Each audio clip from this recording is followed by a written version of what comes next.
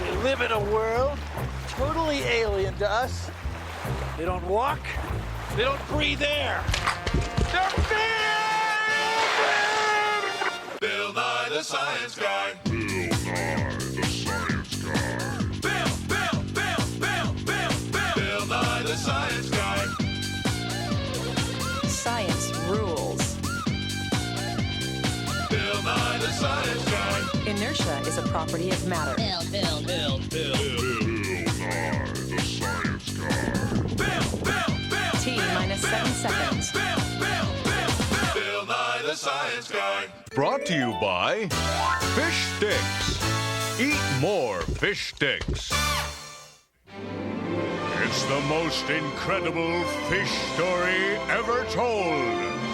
Yes, it's the story of fish. Fish. Fish. It's the story of fish. Fish have been living on the Earth for over 400 million years. Fish have something that you and I have. But fish had them first. Talking about a backbone. Now, fish backbones let them swim strongly and smoothly, so they live all over the world. There's all kinds of fish. There's long ones and short ones, thick ones and thin ones. And when it comes to variety, fish are off the scale. Get it? Off the scale. Let's see.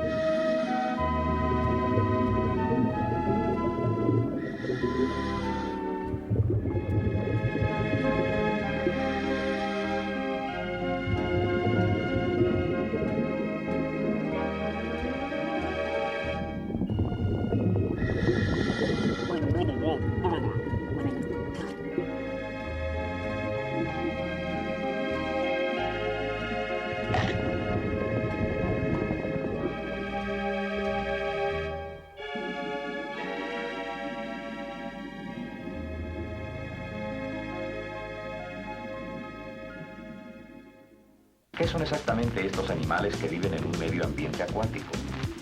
¿Cómo funcionan? ¿Cuáles son sus hábitos y características? En definitiva, ¿qué es un pez? ¿Qué es un pez? What is a fish? Well, hay peces grandes. ¿Grandes? Hay peces pequeños. Hay peces pequeños. Because they've got it worked out. I mean, see, I gotta wear this suit just to keep warm. I've gotta wear these weights just to get down. Fish can go up and down all they want. And the fins, I gotta strap them on. Fish have theirs built in. And I can't even get started without this. I mean, I couldn't even breathe. But spine, though, backbone, that I've got. I've got that. Well, anyway, let's get started. The name is Pond. Fish Pond. But surely you must know, Mr. Pond, that while fish can breathe underwater, secret agents cannot.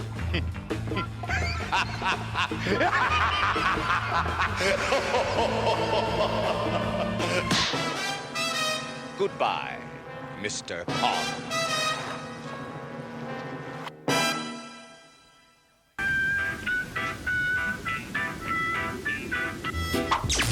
All fish have backbones. They do.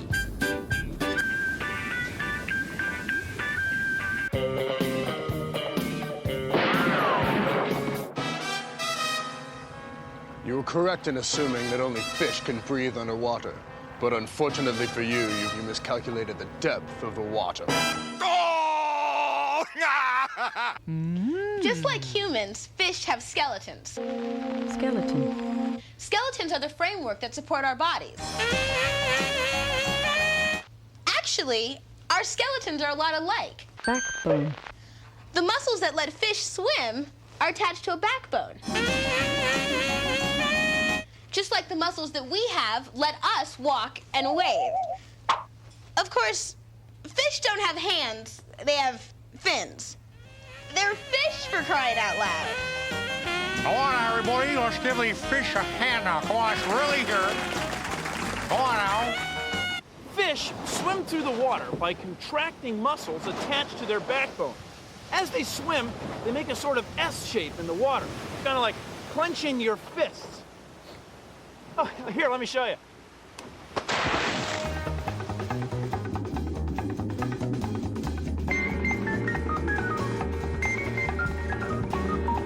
Contracting muscles attached to their backbone.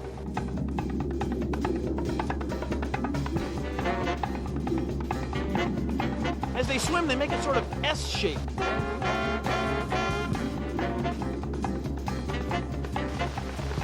As the muscles contract, the fish make a sort of S shape in the water.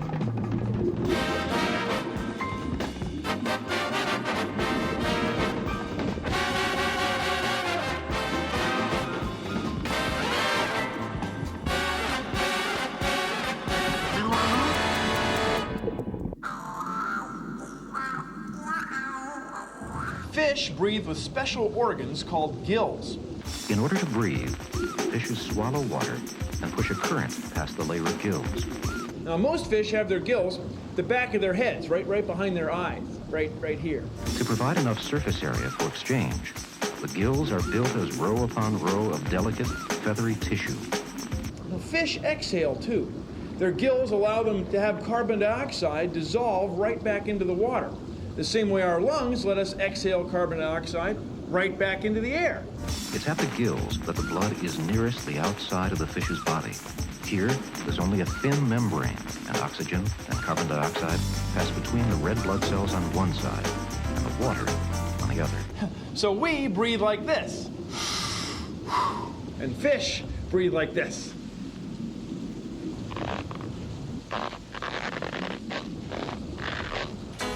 Each year, fish scales grow a little. So every line in the fish scale is a year in the life of the fish's year. Scales. Flexible, overlapping plates that are both strong enough to be protective, yet light enough to let them swim freely. Most fish have scales.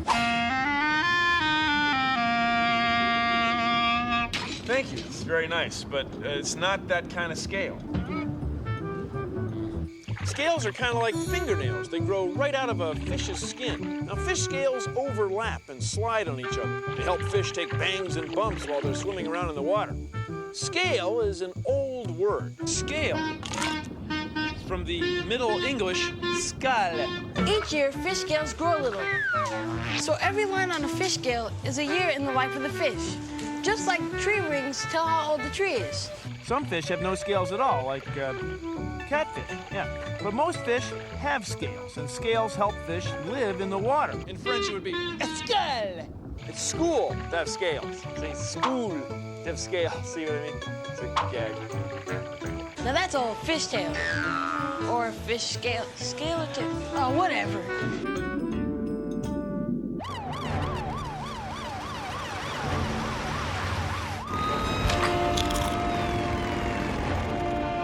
Next on Fish and Chips. No, man, I'm fish, he's chips. Oh, okay. Where does the air come from that fish breathe? Now, please.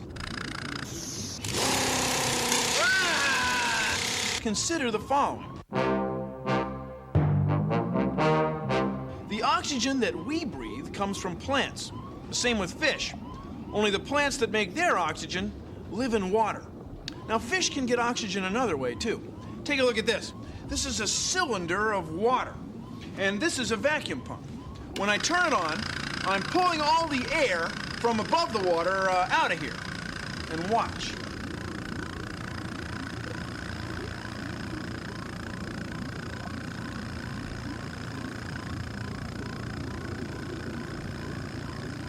Working. It's working! See those tiny bubbles? Those bubbles are air. It's the same air that fish breathe. Yes. Yes, it's working. Now those bubbles are the air that fish breathe. Here, we'll let the air back in.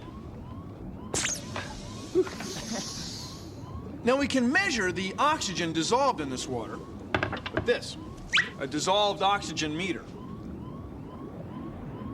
Yeah, it says about 8.8 parts per million. But watch, we can mix some more oxygen in with this, the whisk of science. There. See the bubbles forming? They're the same kind of bubbles that form when the wind blows over the ocean, or raindrops disturb the surface, or you may have seen whitewater in a river. All of these processes let air mix in with water.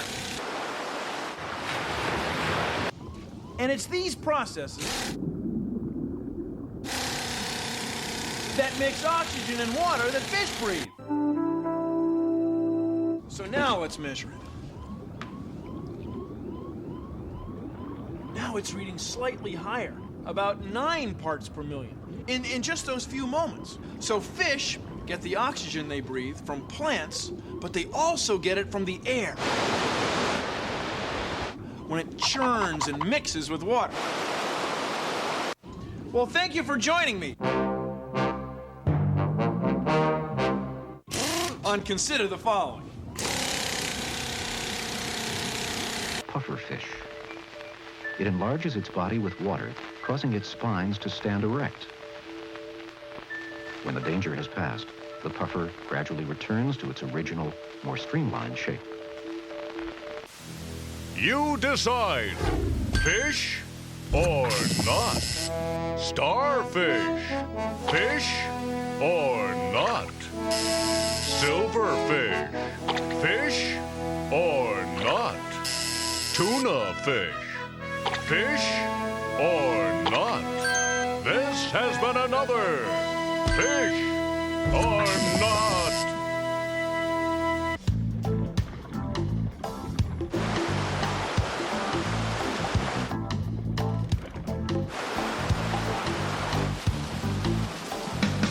Salmon are a little bit unusual.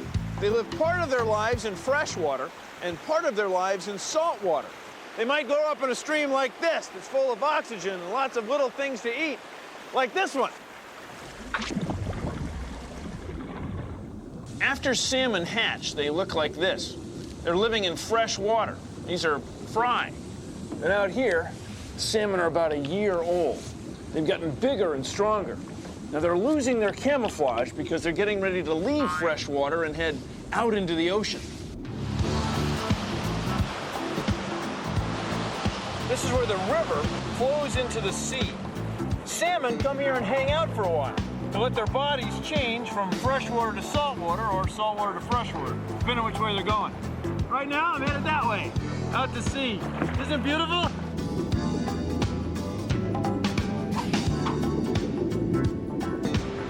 Salmon spend years out here in the ocean, eating and getting bigger and stronger. Then eventually, when it's time, they head back upstream to a place like this, where they spawn. Now, salmon don't swim back to just any stream. No, they swim back to the very same stream they were born in.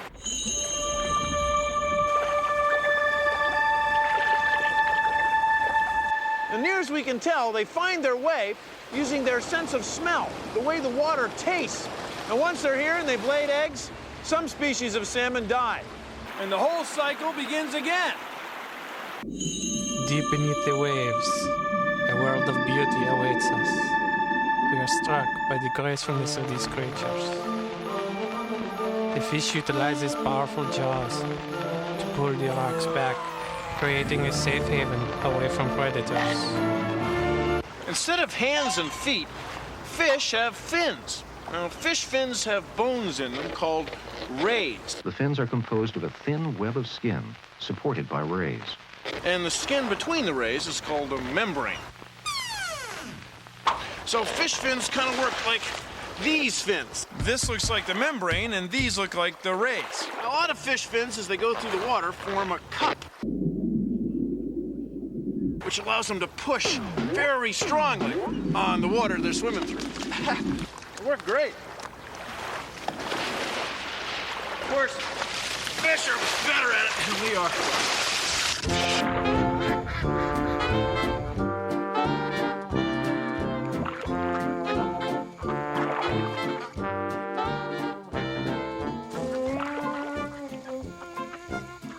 We paddle a canoe the same way a fish uses its fins. See, when I push on the water with the paddle, the force goes through my arms and my bodies into the boat. If I didn't have the boat, it would be hard to get anywhere with the paddle. Well, a fish fin is connected with muscles to the fish's backbone. See, without the backbone, the fish couldn't use its fin very well. It's the same thing. Beautiful day for paddling, for finning. One kid, one pond, one hook and line adds up to happiness. Fishing derby, which is not like any other sporting event known. There's only so much of a stream, and it's a cinch the fish are heavily outnumbered. There's barely room to swim between the hooks. More than 3,000 of them altogether. For kids from 5 to 15, this is how fishermen are made. Hooked for life. Fish can swim in schools because they have lateral lines. Now, lateral lines are special sensory systems on the sides of fish. They have very small openings into the water they live in, and the lateral lines let fish sense tiny changes in pressure in the water. So if one side of the school turns, all the other members of the school can feel it and they can turn too.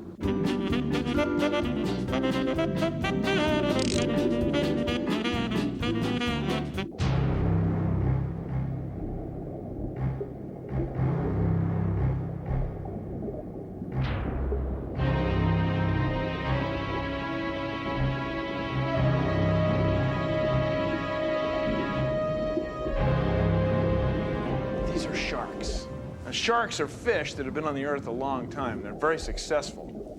They have a backbone, but the bone isn't really made of bone. Instead, they have cartilage, the same stuff that the end of your nose is made out of. Sharks also don't have scales like regular fish. They have small, bony scales that are very close together. This magnified view shows these plates called denticles, tiny thorn-like plates in the skin. That's what gives them such tough skin, shark skin. Now, all these different adaptations that sharks have that make them different from the fish you may see every day are very good. In many ways, sharks are an example of a life form ideally suited for its environment. I mean, sharks are very good at living in different places. They have been a dominant predator in the sea for more than 430 million years. I mean, they eat pretty much whatever they want. I mean, they're sharks. We'll just, we'll wait on this side of the aquarium.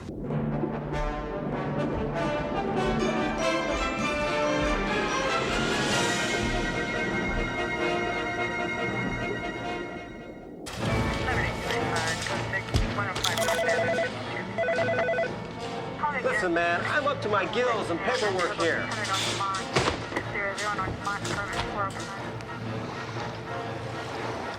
Imagine, if you will, a motorcycle cop named Fish and his ticket-writing sidekick, Chips. Two backbones of justice pledged to fighting the slime of the ecosystem. They don't know it yet, but Fish and Chips I'm Fish, he's Chips. have just entered the title zone. How many times do I have to tell you? I'm Fish, he's Chips. Okay, all right. Fish live almost anywhere there's water, except for the Great Salt Lake and the Dead Sea. Thank you. You live on land, right? Well, fish live in water. But take a look at this. See that water? See that trash? That came from people. Now, it wasn't one person who dumped a whole bunch of trash in. No, it's a whole bunch of individual people dumping individual pieces of trash. Now, you want your place where you live, your home, you want it clean, right? Well, so do fish. They don't want it to look like that. They want it to be nice. They want it to be a nice place to live, because I'm going to tell you what. The ocean covers what? Covers most of the planet. See, our home is covered with the place where fish live. So we have to keep the water, the ocean, the lakes, the streams, we have to keep them clean, or eventually it's going to catch up with us, okay? You want your home clean, fish want their home clean.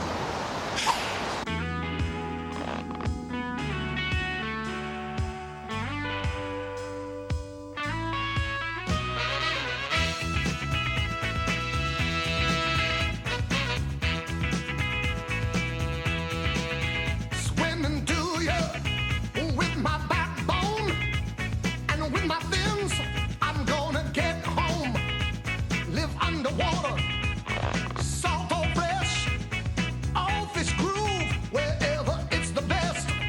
I'm a soul man, I'm a bass man,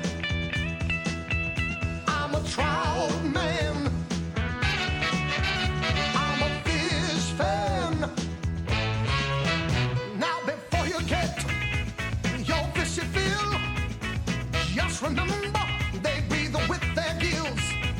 'Cause you know all fish, they love it wet. Now stand back, ain't heard nothing yet. I'm a soul man, I'm a scrawl man, I'm a sturgeon man, I'm a fish fan. Good night, everybody. We'll see you underwater.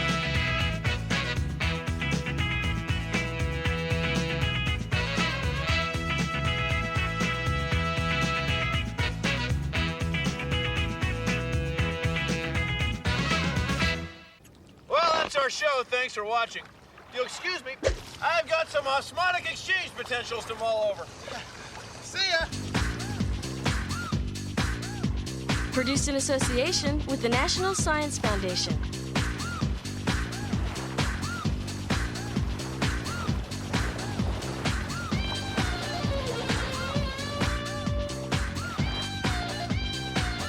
It's one thing to talk about, but fish have no trouble living out here. You know, we call it slime. We say fish are slimy.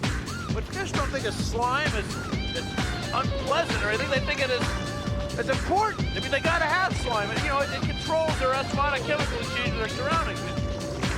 Slime is wonderful. It lets them slip through the water. But look at us. We gotta wear all this stuff and fight with it. We got a backbone, though, even though they had one, 4 million years ago. Fish are just cool.